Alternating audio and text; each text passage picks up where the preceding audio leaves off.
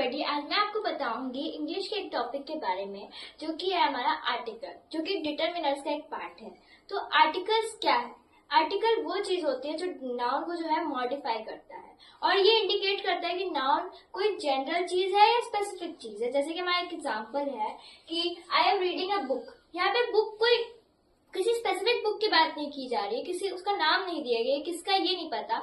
इसी वजह से ये एक जनरल चीज है, तो इसी वजह से यहाँ पे ई लगाया गया है। लेकिन जब इसी बुक के साथ यू लेंट मी लग गया तो इससे हमें पता चल गया कि जो तुमने मुझे दी थी, तो एक स्पेसिफिक बुक की बात की गई है, तो इसी वजह से हम यहाँ पे दी लगाए हैं।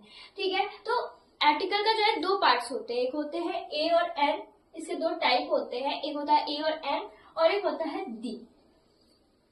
ए और एन जो होता है वो दोनों ही यूज किए जाते हैं जनरल चीजों के बताने के लिए, जनरल चीजों के बारे में बताने के लिए। अब जैसे कि एक एग्जांपल है ए मैन और फिर एन अम्ब्रेला। अब इन दोनों में हम एक चीज देखेंगे, अब ए और एन कहाँ यूज किए जाते हैं। अब ए जो होते हैं वो कॉन्सोनेंट्स के साथ यूज किए जाते हैं। किन कॉन्सोनेंट के साथ? ए, ई, आई, ओ, यू के अलावा जितने भी 21 कॉन्सोनेंट्स हैं उन सबके साथ हम ए का यूज करते हैं। और जहां ये ए, ई, आई, ओ, यू जो वॉवेल साउंड वॉवेल जो हमें दिख जाते हैं उनके साथ हम एन का प्रयोग करते हैं, एन का।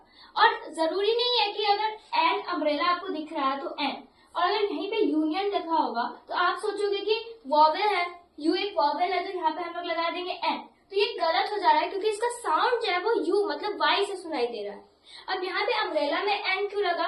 क्योंकि जब हम अम्ब्रेला बोल रहे हैं तो ये ए का साउंड दे रहा है, वॉवेल साउंड सुनाई दे रहा है, ए जो कि एक वॉवेल है, तो इसी वजह से यहाँ पे एन लगा। तो जरूरी नहीं है कि अगर वॉवेल होगा और अगर उसको वॉवेल साउंड नहीं आएगा तो आप वहां पे एन नहीं लगाओगे, वहां पे भी आप ए लगाओगे।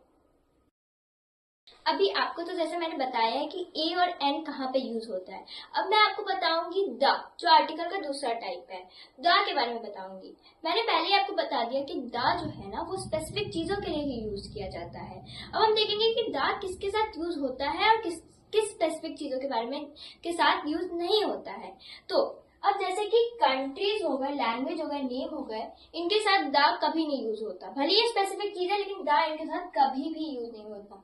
अब जैसे होली बुक्स हो गए, होली बुक्स जैसे कुरान हो गया, बाइबल हो गया, वेदा हो गया, और ये सब जो हो गए, गीता हो गई, इन सब के साथ हम द यूज कर सकते हैं। रिवर्स के साथ कर सकते हैं, जैसे दी गंगा, दी यमुना।